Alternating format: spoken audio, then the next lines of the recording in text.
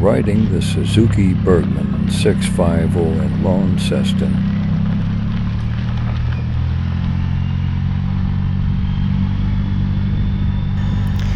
Hello and welcome to another motorcycling video.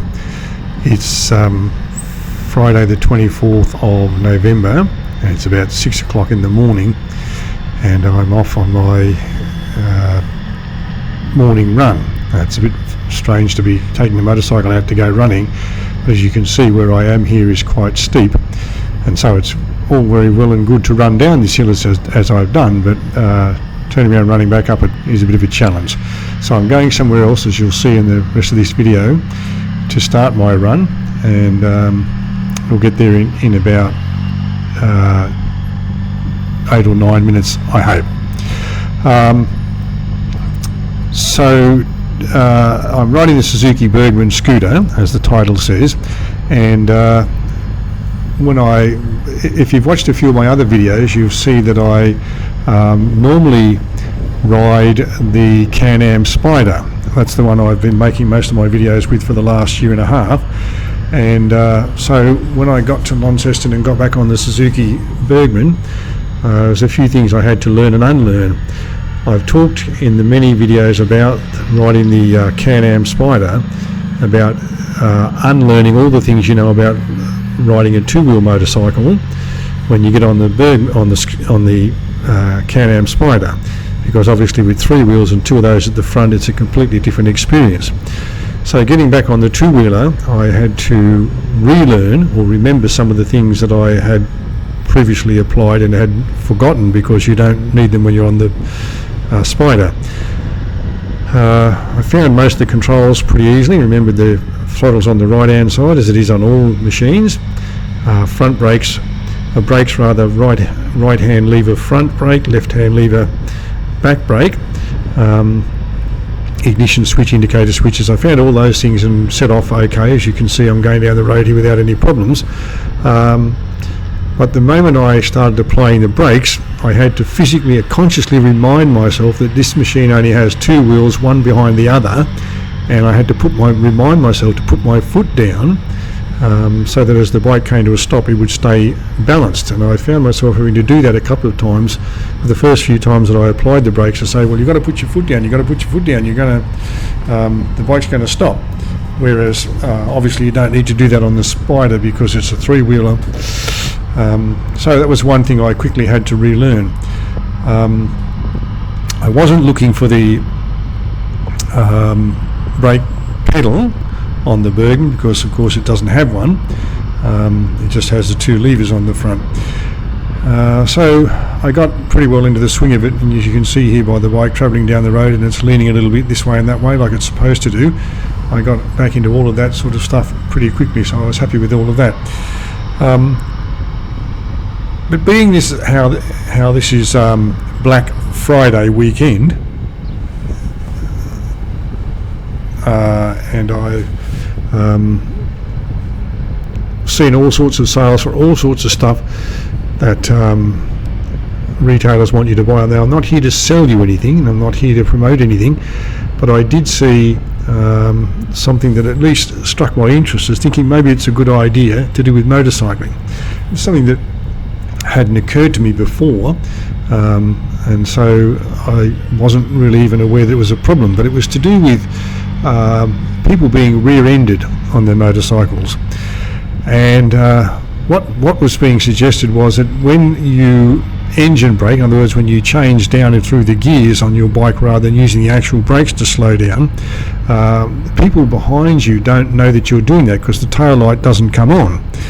And so there was this little gadget you could buy for whatever the money was, I forget what it was, but it didn't seem to be terribly expensive.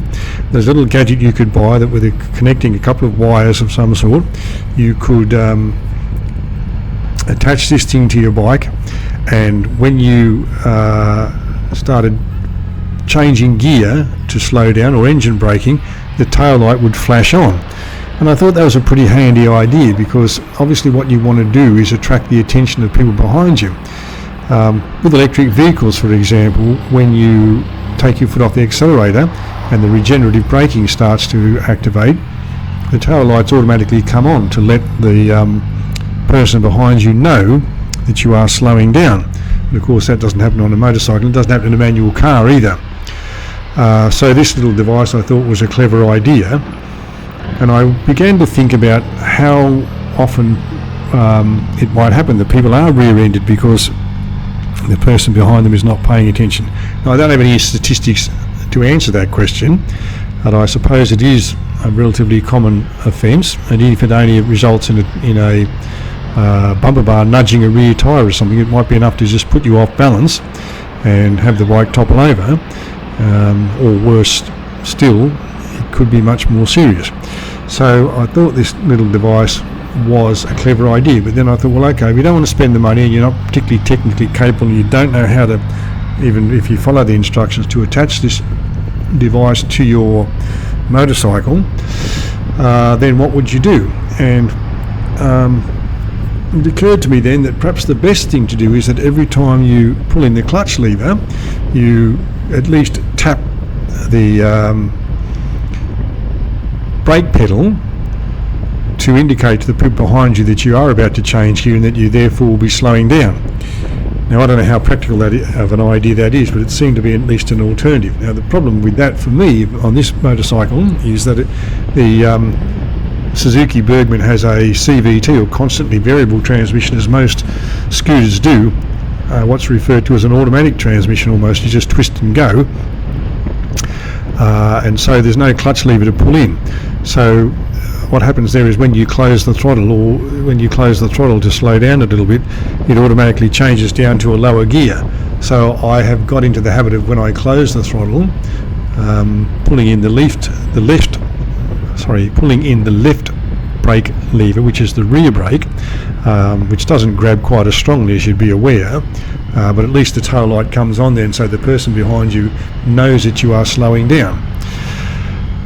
Now again, that poses a bit of a problem with this, with the Can-Am Spider, because the Can-Am Spider doesn't have a clutch either. It has a semi-automatic transmission where you have to physically change up, but as you slow down, as you close the throttle, the bike automatically changes down by itself and matches the revs to the speed that you're doing.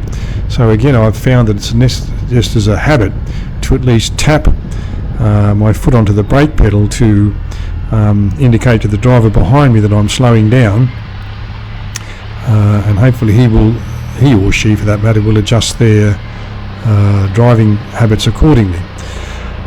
So something to think about when you're out on the road is, how do you communicate with the people behind you that you are slowing down if you're not using your brakes? And maybe that one of these little gadgets that was advertised is an option for you, or just, as I said, tapping the brake pedal is another way to go about that.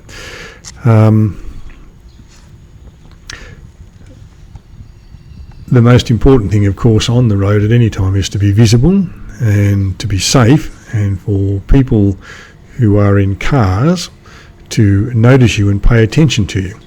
Many cars these days have adaptive cruise control. They also have autonomous safety braking, so that if you're not paying attention and they detected the car in front of you is slowing down, they will automatically activate the brakes and slow down. But not every car has those things, only the more modern ones. And even with cars with adaptive cruise control, not everybody uses the adaptive cruise control. Not sure why you wouldn't do that, but not everybody does do that. So things to think about: make yourself visible, make yourself safe when you're on the road. Alright, well, I'm coming close to my destination where I'm going to start my run, which is a place called Riverbend Park. Thank you for watching. I hope you've enjoyed this video, and I will talk to you some more when I'm making the next video in the series.